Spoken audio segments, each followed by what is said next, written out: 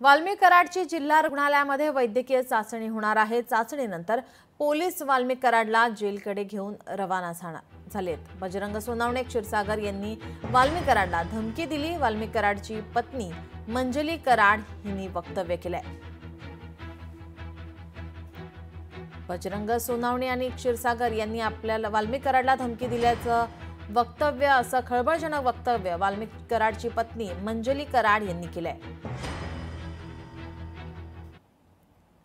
जेव्हा इलेक्शन झालं तेव्हा बजरंग सोनवणेंनी माझ्या मिस्टरांना जीवे मारण्याची धमकी दिलेली होती आणि ती धमकी दिलेली असताना सुद्धा माझे मिस्टर त्यांना बोलले, जाऊ दे, झाल्या बोलल्या गोष्टी झाल्या, इलेक्शन मध्ये काही गोष्टी होत असतात, ही एक धमकी दिलेली गोष्ट कुठंतरी कसं तरी धागा जोडून जे आज एसआयटीचे लोक आहेत किंवा जीसीआरचे लोक आहेत ते काही करू शकतात।